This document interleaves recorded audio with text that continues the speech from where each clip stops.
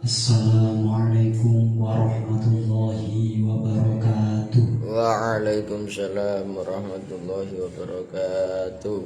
Ibu hadirin surah sayyidina Muhammad sallallahu alaihi wasallam wa alihi wa ashabihi wa khususan ila masyayikhina al-qawiyah wa bil khusus bayyana anwar maksud wa khususan ila arwahil mujtahidin wal ghalibin wa usulihim wa furu'ihim lahumul fatihah. Bismillahirrahmanirrahim. Alhamdulillahirabbil alamin arrahmanir rahim maliki yaumiddin. Iyyaka na'budu wa iyyaka nasta'in ihdinas siratal mustaqim siratal ladzina an'amta 'alaihim ghairil maghdubi 'alaihim waladdallin. Mungkin sebelum kajian ini dimulai ada yang mau dipertanyakan.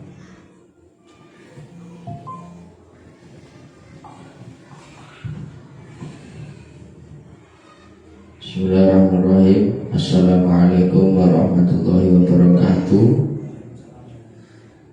Ya, jadi saya menanyakan tentang kaidah misarul atau basarul ikhtilaf yang ada dalam kitab Qawaid al-Ala'i halaman 5. Itu kok tiba-tiba kok langsung misarul ikhtilaf. Nah, saya bertanya tentang pola usul fikihnya, cakul jawabnya bagaimana. Mungkin cukup sekian. Assalamualaikum warahmatullahi wabarakatuh.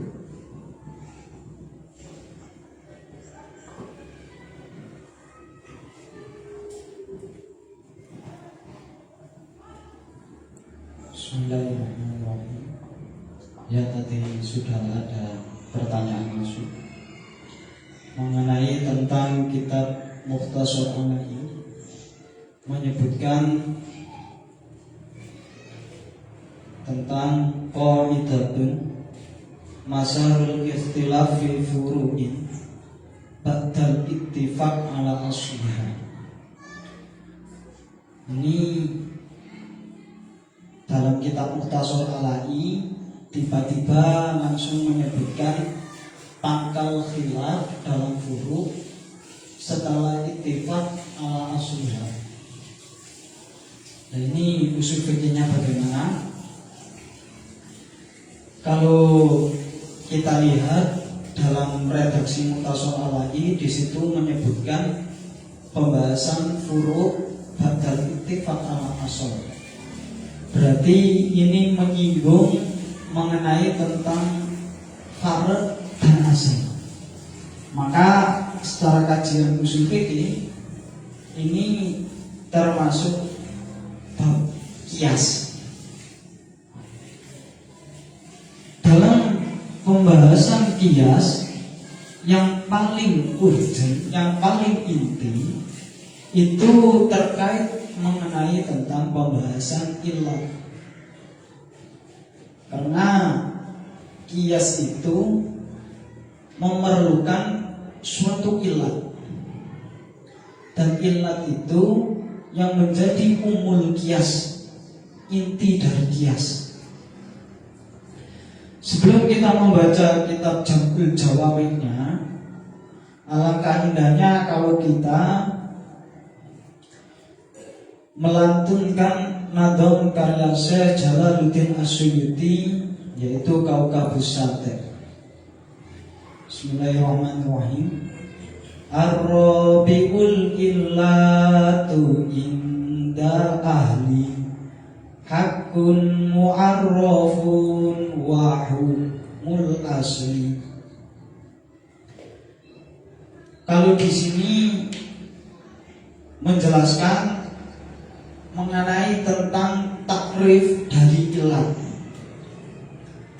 Takrif dari illat kalau awal yaitu mu'arraf, mu'arrafun wa hukmul asli. Kemudian itu takrif pertama. Di sini masih ada khilaf.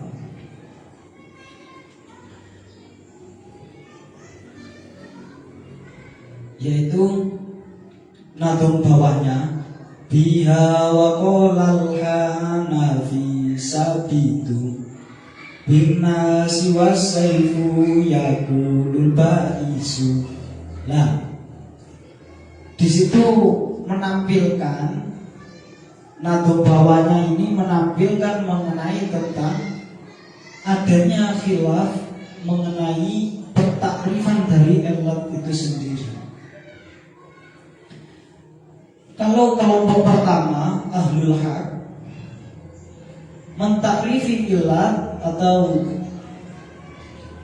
menggambarkan ilat itu ialah al-mu'arraf lil hukmi. Maksudnya bagaimana? Kalau kita boleh mentakrifi secara gamblang,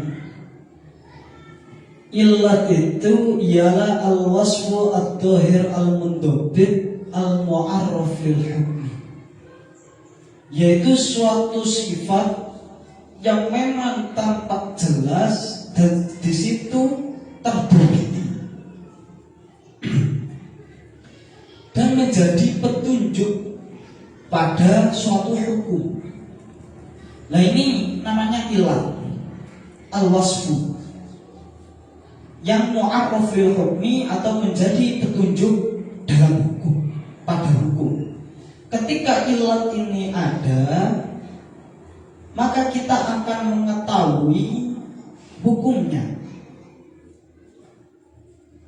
Yang mana kalau boleh kami contohkan, famakna qaulil iskar illatan annahu mu'arrafun ay alamatun ala hurmatil iskar kal khamri wan nabi. Dalam pembahasan iskar atau hal yang memabukkan, dia itu menjadi ilat atau menjadi suatu tanda atas haramnya hal-hal yang memabukkan seperti halnya khamr dan nabi. Berarti iskar ini dia itu menjadi tanda adanya hukum haram tersebut. Jadi hukum haram ini muncul dari apa? Hukum haram ini ada disebabkan wujudul ilat berupa iskar. Akhirnya kias ini berfungsi, yaitu nabi dia itu bisa disamakan dengan khamr karena sama-sama memiliki ilat berupa iskar. Maka rumusan hukumnya dalam nabi itu hukumnya sama haramnya dengan khamr karena liwujudil ilat atau liwujudil alamat, tanda yang mengatakan kalau dia haram. Wa hukmul asli ala hada sabitun bihala bin nasi khilafan bil Hanafiyah. Ini sudah lihat dalam kitab Jam'ul Jawami'nya. Hukum asal menurut ulama Syafi'iyah ketika menggunakan teori kias, dia itu subutnya dengan ilah, tidak dengan nas. Beda kalau ulama Hanafiyah. Kemudian tadi sempat menyinggung wasaifu yaqulu al-banisu. Nah, ini khilaf takrif dalam masalah ilah. Kalau tadi golongan awal ahlul haq mengatakan mu'arraf lil hukmi. Tapi kalau dalam nazumnya yaqulu al-banis, ada ulama yang mengatakan al-banis.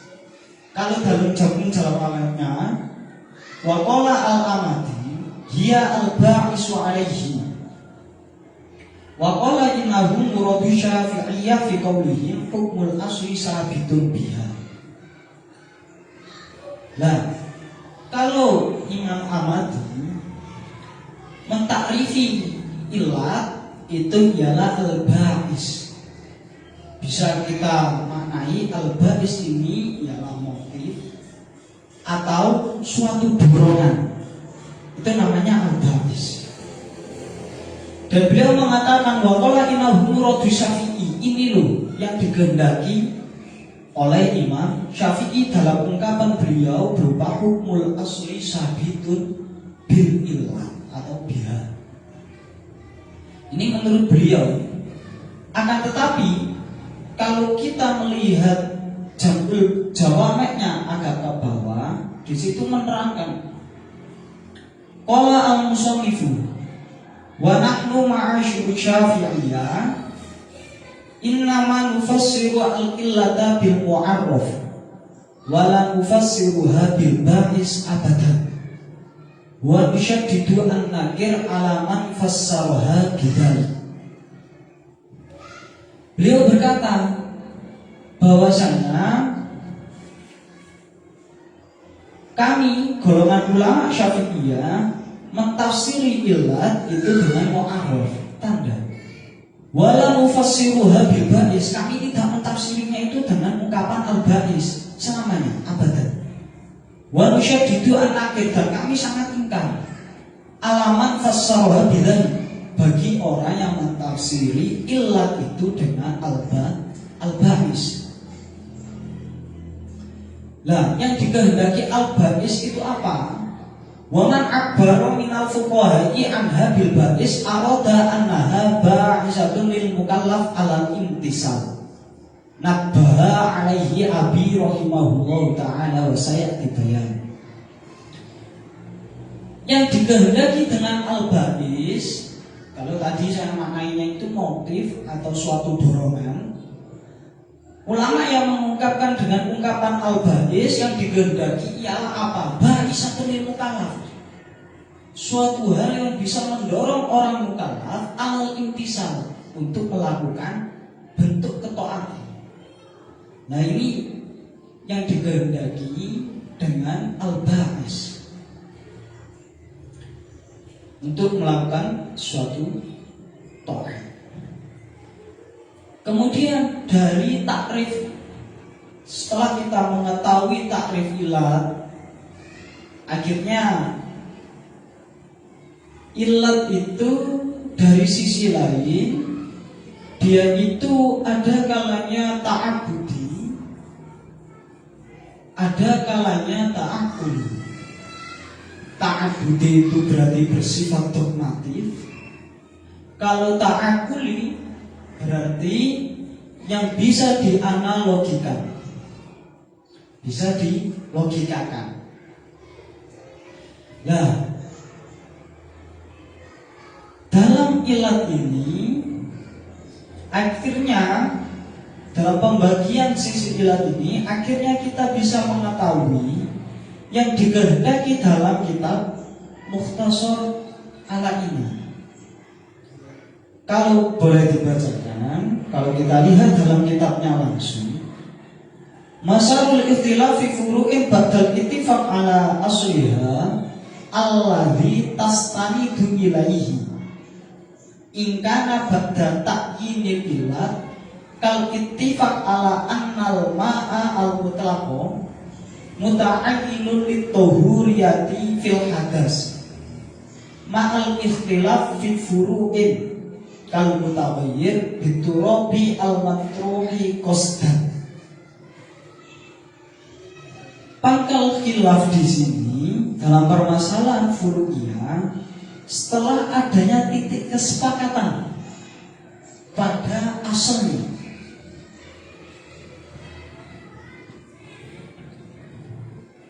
Dalam kesepakatan dalam asalnya ini apa maksudnya? Kesepakatan dalam menentukan illat. Jadi awalnya itu dalam asalnya dua kubu ulama itu sepakat illatnya dalam asalnya, tapi dalam furu'iyahnya dua ulama itu berbeda pendapat atau silang pendapat di sini. Nah, hal ini ketika setelah menentukan illat, ingkana ba'da illat. Kemudian kal ittifaq ala al-mutlak seperti hanya dua ulama itu bersepakat kalau air mutlak itu hanyalah satu-satunya yang bisa dibuat untuk bersuci dalam mensucikan hadas, beserta adanya khilaf dalam furu'iyahnya. Seperti halnya kalau contohnya di sini ialah air yang berubah dengan sebab tercampur debu yang masuk dalam air tersebut secara sengaja. Maksudnya bagaimana? Maksudnya secara sengaja itu ada seseorang mengambil debu kemudian dimasukkan kepada air mutlak, ma'un mutlak, au biwarokil asjar, atau ada seseorang mencabut daun kemudian dimasukkan ke air, au milahil ma'i wa nahwi dzalika, atau garam, seseorang memasukkan garam ke suatu ma'ul mutlak.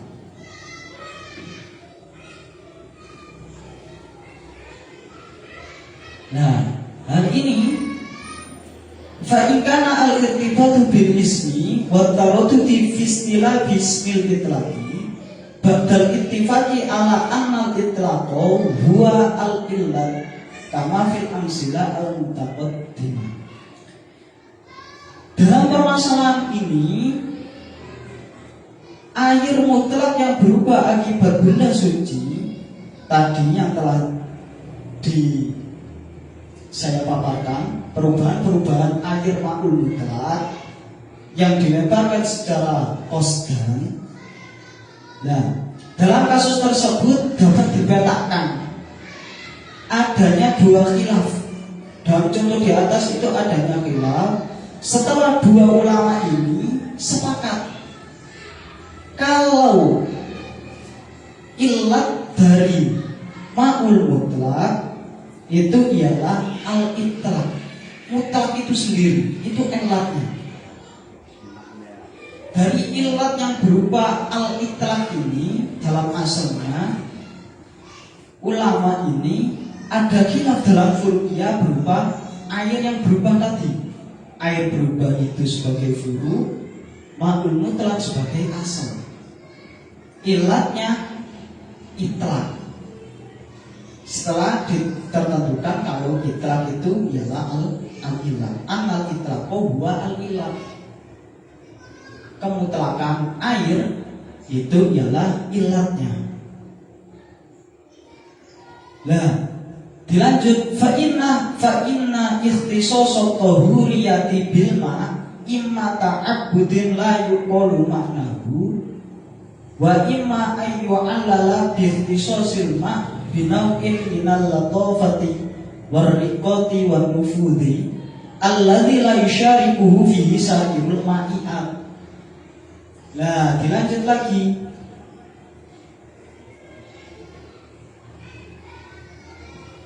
Maka khususiyah toharo atau menentukan bersuci dengan menggunakan air, mengkhususkan bersuci menggunakan air itu ada kalanya ta'abudi. Ta'abudi ya tadi berawal dari ilat. Ada kalanya ta'abudi layu qalu maknahu yang tidak bisa dianalogikan, tidak bisa dibuat, tidak bisa dilogikakan tentang makna dari ta'abudi tersebut atau bersifat dogmatif. Dan ada kalanya mengilati dengan ikhtisasul ma binau'in minal latofa warriqo. Nah ini tadi ilatnya itu ta'abudi, kalau ini ilatnya ta'akuli. Ilat dalam mensucikan air adalah adanya sifat yang lembut, adanya sifat yang lembut yang dapat mensucikan, di mana benda cair lainnya itu tidak memiliki sifat itu. la yusyarikuhu fihi satirul ma'iat. Nah, akhirnya kita berpikir, ini yang mengatakan ta'abudi itu siapa? Yang mengatakan ini ta'akuli itu siapa? Akhirnya kalau hal ini juga selaras yang disebutkan dalam kitab Az-Zanjani. Di situ disebutkan oleh Imam Ahmad Az-Zanjani dari golongan Syafi'iyah, Dhahaba Asy-Syafi'i radhiyallahu an wa jamaahiru ahli sunnah ila anna at-taharata wan najasata wa sa'irul ma'ani asy-syar'iyyati kariki wal milki wal itki wal hurriyati sa'iril ahkam syar'iyyah ka kaunil mahal tahiran aw najasan wa kauni syakhsi hurran aw mamlukan markukan laisat min sifatil a'yan al-mansubah ilaiha bal asbataha Allahu ta'akkuman wa ta'abbudan ghairu mu'allalatin la radda li qada'ihi wa la mu'aqabah li hukmihi. Maksudnya apa? Bahwasanya Imam Syafi'i dan sebagian besar ulama ahlu sunnah menyatakan bahwa sesungguhnya status suci, najis, kemudian seperti hanya budak, kepemilikan budak tersebut, memperdekakan budak dan sifat merdeka dan semua hukum syariat seperti hanya tempat ini suci atau tempat ini najis, seseorang itu merdeka atau seseorang itu ada kalanya budak yang dimiliki. Nah, dalam hukum-hukum syariat seperti hal di atas itu bukan termasuk sifatul a'yan al-mansubah, atau bahasanya itu bukan suatu sifat bagi perkara yang dinisbatkan. Maksudnya bagaimana? Dia itu termasuk ta'abbudan, yaitu hal yang dogmatif dari agama. Karena Allah Ta'ala telah menetapkan hal tersebut sebagai bentuk hukum yang bersifat dogmatif tanpa adanya alasan yang mendasari. Nah ini berarti kita temukan ulama yang mengatakan ta'abbudan tadi dalam kitab Mukhtasar Al-Aqiyah, yang mengatakan kalau illat dari ma'ul mutlaq itu ta'abbudan ialah ulama Syafi'iyah wa jamaahiru ahli sunnah. Nah, terus yang mengatakan ta'akuli itu siapa? Nah ini wa dhahaba al-muntabuna ila Abi Hanifah radhiyallahu anhu min ulama'il usul illa annal ahkam syar'iyyah sifatun lil mahal wal a'yan al-mansubah ilaiha asbataha Allah Ta'ala wa syara'aha mu'allalatan bimasalihil ibad la ghairu. Nah itu, kalau menurut Imam Abu Hanifah berpendapat bahwa hukum syariat merupakan sifat bagi tempat dan benda yang menjadi objek penisbatan, di mana hal itu asbatah Allah Ta'ala yang telah menetapkan dan disyariatkan oleh Allah, seraya dialasi dengan sebuah kemaslahatan bagi hamba-hambanya, bukan yang lain, la ghairu.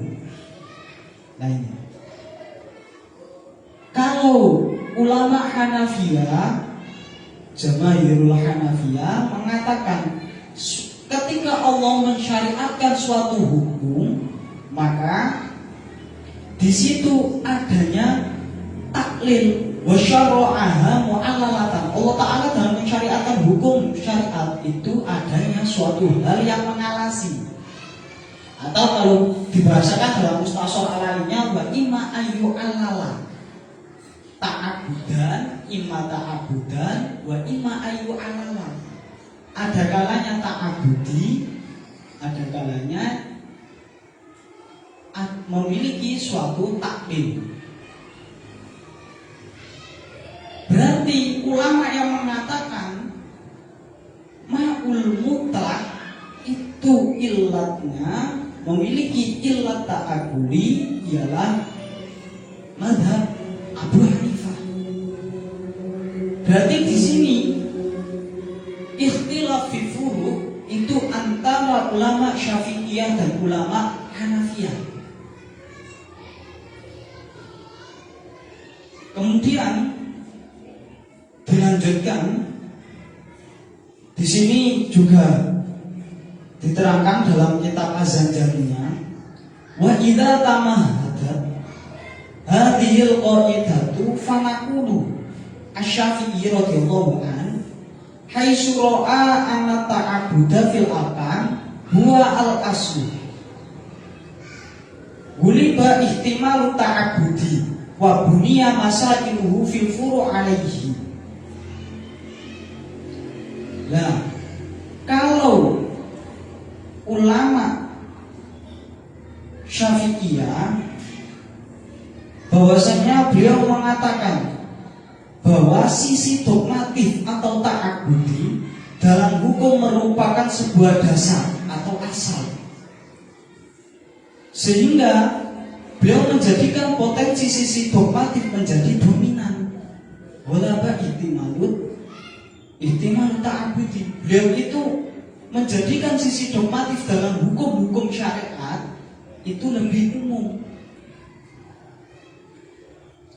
Dan masalah furu' didasarkan atas sisi tersebut. Dalam beberapa furu' Imam Syafi'i itu kalau mengatakan hukum syariat itu kebanyakan kalau menurut Imam Syafi'i itu bersifat dogmatif, ta'abudi. Itu kalau ulama Syafi'iyah. Sementara kalau Imam Abu Hanifah, beliau berpendapat bahwa Abu Hanifah radhiyallahu an haitsu ra'a anna ta'lila huwa al-asl. Taklil itu ialah yang menjadi asal. Dunia masailuhu fil furu' alaihi.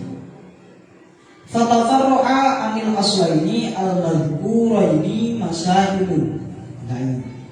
Sementara kalau Imam Abu Hanifah, beliau berpendapat bahwa taklil berdasarkan hukum pada ilah adalah sebuah dasar, maka beliau mendasarkan masalah-masalah furu' atas dasar taklil. Tadi kan disebutkan dalam ayatnya ayu alal taklil. Jelas dalam perbedaan pendapat mengenai ilat itu ta'abudi atau ta'akuli dalam kurung taklil itu tadi, di sini terdapat furu'iyahnya. Kalau dalam Zanjani pula juga disebutkan termasuk dari furu'iyah perkhilafan dua ulama ini apa? Beliau mengatakan minha annal ma'a yata'ayyanu li izalatin najasa inda Syafi'i wala yulhaqu ghayruhu bihi taghliban litta'abudi. Beliau mengatakan untuk menghilangkan najis, suatu hal yang najis itu yang bisa menghilangkan ialah air, dan tidak ada yang bisa disamakan dengan air. Wala yulhaqu bihi ghayruhu. Kenapa? Alasannya karena ta'abudi. Ta'abudi itu kalau gambaran enaknya bagaimana? Gambaran enak ta'abudi itu kan tadi Syafi'iyah berpendapat bahwasanya menghilangkan najis itu hanya bisa dengan menggunakan air. Berarti air ini menjadi asal. Ilatnya apa? Ya air itu sendiri. Ya air itu sendiri, ta'abudi. Yang mengalasi kok bisa air itu yang bisa dibuat untuk mensucikan itu kok bisa hanya air? Ya karena air itu sendiri. Itu kalau ulama Syafi'iyah. Jadi ta'abudi itu gambaran enaknya begitu. Ya air itu sendiri. Nah terus kalau ulama Hanafiyah bagaimana? Khilaf pada Imam Syafi'i. Beliau mengatakan qala Abu Hanifah yalhaqu bihi kullu ma'in tahirin muzilin lil ain wal asal tagliban li ta'lil. Kalau beliau mengatakan bagaimana? Karena beliau itu bersifat ta'akuli. Beliau itu berpatok pada taklil. Akhirnya kita lihat, tadi kan asalnya itu kan mak.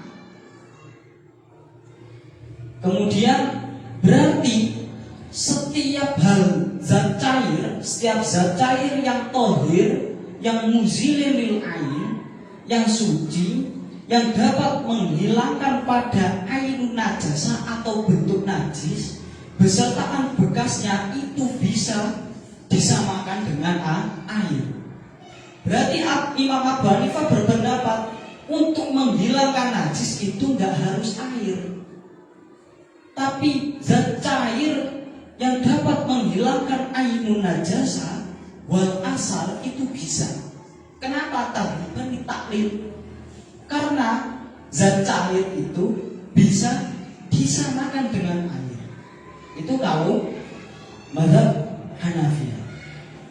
Kemudian juga ada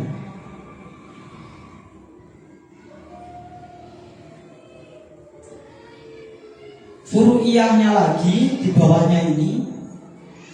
Wa minha annal ma'a al-mutaghayyiru bit-tahirati kazafaron wal ashnan idza tafahasha taghayyuruhu lam yajuz at-tawaddi bihi inda Syafi'i bina'an alal asli al-madhkur fa innahu ta'abbudun bistikmalil ma' bil ittifaq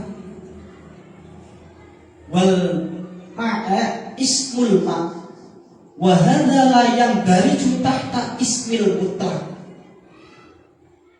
Ulama Syafi'iyah berargumen bahwasanya dari kaidah ta'abudi ini pula ada furu'iyah ketika air suci telah berubah dengan sebab hal yang suci yang lain. Kalau di sini contohnya zafaron, ada ma'ul mutlak, kemasukan minyak zafaron atau minyak wangi yang lain. Ketika perubahannya ini sangat terlihat, dalam artian minyak zafaronnya ini banyak sehingga dapat merubah kemutlakan penamaan air tersebut, maka jawaban beliau lam yajuz at-tawaddi bihi, tidak diperbolehkan untuk digunakan wudu indah Syafi'i. Kenapa? Ya karena beliau mengalasi ini ialah ta'abudi. Seperti hanya yang saya gambarkan di awal tadi, bahwasanya yang mengalasi ma'ul mutlak dia bisa digunakan untuk bersuci menghilangkan hadas, itu ya air itu sendiri. Maka dari itu ketika ma'ul mutlak sudah hilang nama al-mutlaknya itu, maka secara otomatis tidak bisa digunakan untuk wudu. Oleh karena itu dalam mutasawwaf lainnya kan berkata, menurut Syafi'iyah berarti ini sama dengan zafar tadi, al-mutaghayyir bit-turab al-matruk qasdan au biwarqil asjar au milhil ma'i wa nahwi dzalika. Itu kalau menurut ulama Syafi'iyah mengatakan ta'abudi, maka tidak diperbolehkan. Lah, akhirnya kita masih ambigu untuk mentasawurkan ta'abudi dan ta'akuli. Oke. ta'abudi itu apa? Kalau kita lihat dalam kitab usulnya, ilat ta'abudi sama ilat ta'akuli. Maksudnya kalau bahasa enaknya itu ilat qasiroh. Ilat qasiroh itu tidak bisa untuk disama-samakan, tidak seperti hanya khomer tadi. Beda lawan dari qasiroh ialah ilat muta'addi. Nah, pengertian ilat ta'abudi kalau kita lihat dalam kitabnya Syekh Abdul Wahab Khalaf, beliau mengatakan ta'abudi itu apa? Ahkamun istaksarallahu bi ilmin allalaha walam yamhad as-sabila ila idroki hadhil ilah liya berdua ibadahu wa yahtabiruhu. Ilat ta'abudi yaitu hukum-hukum yang hanya Allah mengetahui ilatnya. Berarti itu semua dipasrahkan kepada Allah. Itu ta'abudi. Makanya di situ tidak ada ilat yang mendasari, itu tidak ada. Dan Allah tidak membentangkan jalan untuk mengetahui ilat-ilatnya. Walam yamhad as-sabila ila idroki hadil ilah. Allah tidak membentangkan jalan untuk mengetahui ilat itu. Berarti walaupun kita setelah meneliti berulang-ulang kali, ya tetap saja kita tidak akan menjumpai ilatnya apa. Gunanya apa? Untuk menguji hamba-hambanya. Liyabluwa ibadahu wa yaktabiruhu.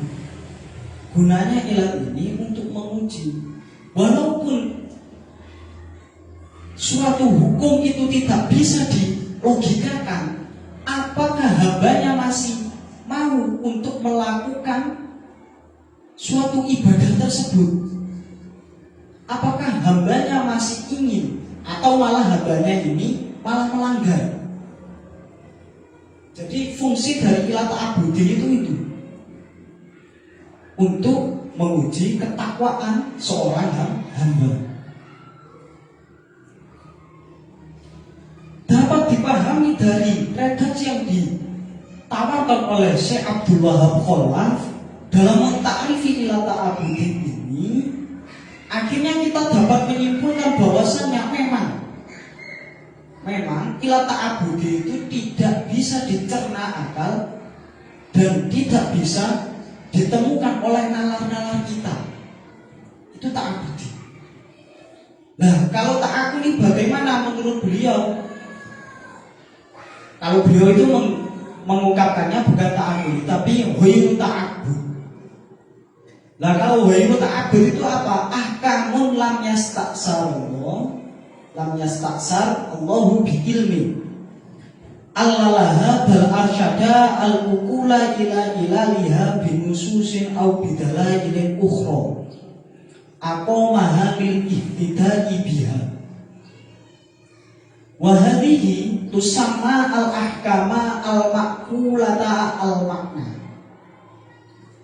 Menurut Syekh Abdul Wahab Khalaf dalam mentakrifi ghairu ta'abudi atau makulul makna, yaitu ahkam, hukum-hukum yang Allah tidak memonopoli pengetahuan tentang ilatnya.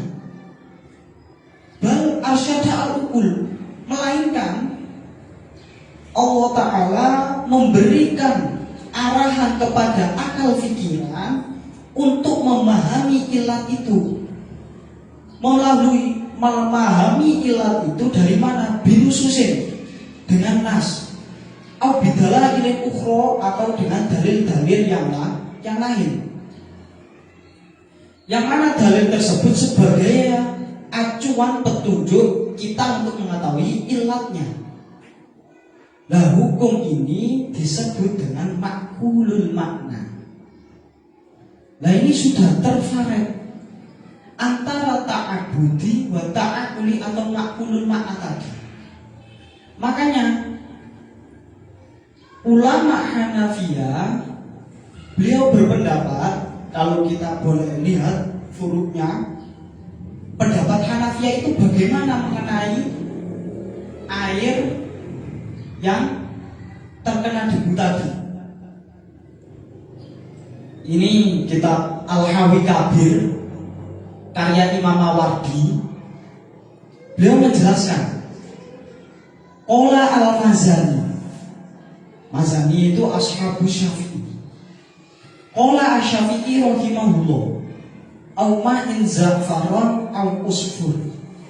Qala al-Mawardi Iklam anna kullama kholatuhu madrurun tahirun kazzafaron wal ashu wal hanna au kholatu al-ma'i tahirun kama ilwirdi wal khair. Fa illam yu'asir fi taghayyuril ma' jaza istimaluhu fil hadas wa najas illa ayyakuna al-ma'i'u al-mukhalitu aksar. Wa in ghayyarahu ahadha awsafil ma'i min launin aw tu'min aw ra'ihatin lam yajuz istimaluhu fi hadasin wala najasin. Beliau Imam Mawardi mengungkapkan bahwasanya setiap hal-hal yang mencampuri air yang di situ ditaburkan seperti hanya minyak zafaron, kemudian henna, atau hal-hal zat cair yang suci yang mencampuri seperti hanya air mawar dan cuka, ini ditafsir ketika perubahannya itu kok gak sampai tafahus atau tidak memberikan dampak penuh, maka boleh untuk menghilangkan hadas, dibuat menghilangkan hadas atau wudhu, dan juga dibuat untuk menghilangkan najis. Kecuali ketika zat cair tersebut itu banyak, berarti sampai menghilangkan nama kemutlakan air. Sehingga ketika kita menyebutkan ini bukan air murni lagi, tapi air minyak wangi, atau ini air mawar, atau ini air debu. Maka kalau begitu bagaimana lam yajuz istimaluhu fi hadasin wala najsin? Maka tidak diperbolehkan untuk dibuat menghilangkan hadas, tidak boleh dibuat menghilangkan untuk wudhu atau najis. Seperti halnya tadi yang saya ungkapkan dalam kitab Az-Zanjani. Ya, idza tafahasha, ya maka lam yajuz at-tawaddi bihi. Nah, pendapat Abu Hanifah bagaimana? Wa jawaza Abu Hanifah istimalahu fil anjas ala aslihi wa fil ahdas aidon. Dalam kasus kok yang mencampuri itu hal-hal suci, yang mencampuri air ma'ul mutlaq kok hal-hal suci, maka jawaza boleh. Ulama Abu Hanafi, Imam Abu Hanifah mengatakan beliau memperbolehkan untuk menggunakan air tersebut menghilangkan hadas atau menghilangkan najis. Kemudian yang sama dengan furu'iyah yang ada dalam Mukhtasar Al-A'innya apa? Yaitu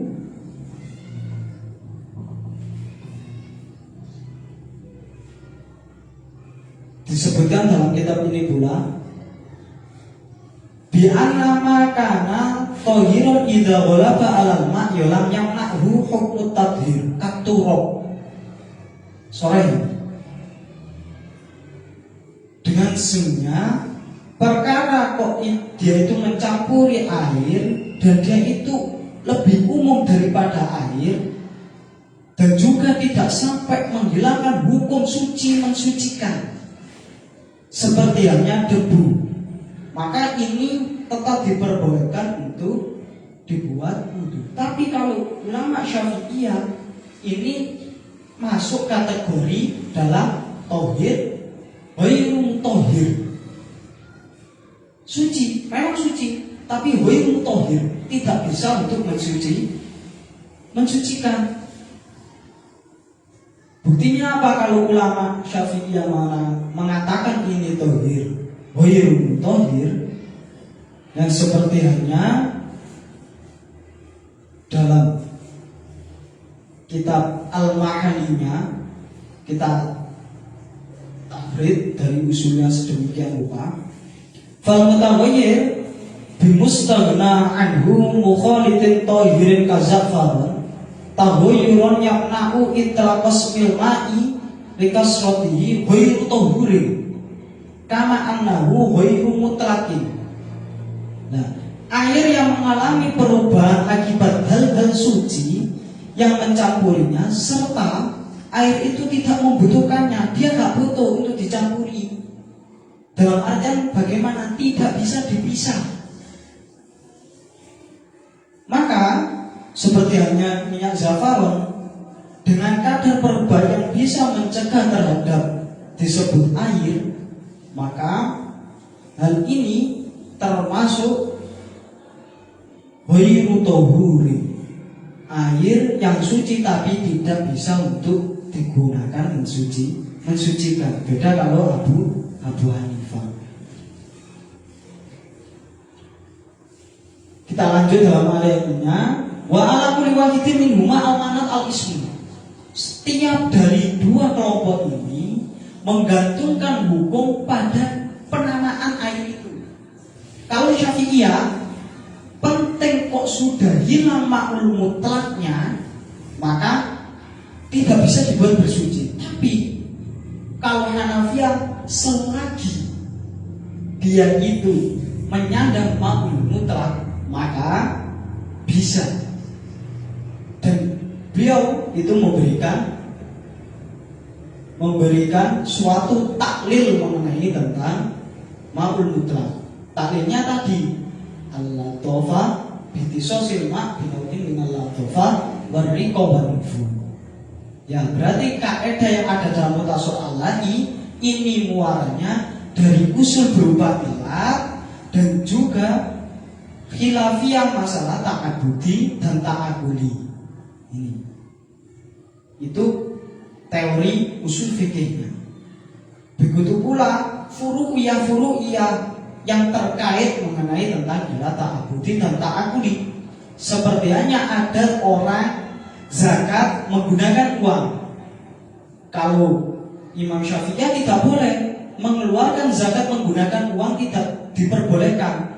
Karena nas sharih dari hadis Nabi itu menjelaskan harus mengeluarkan satu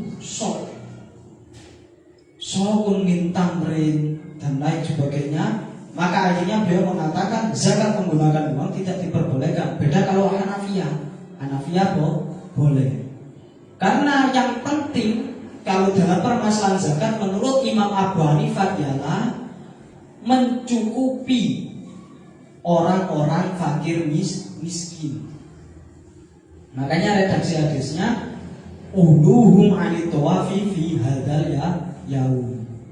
Nah, ini juga sama. Ini ialah mula-mulanya dari khilaf yang berupa ini ilatnya ta'akuli atau ta'abudi. Mungkin sekian yang dapat kami sampaikan. Semoga manfaat dan barokah. Wassalamualaikum warahmatullahi wabarakatuh. Waalaikumsalam warahmatullahi wabarakatuh.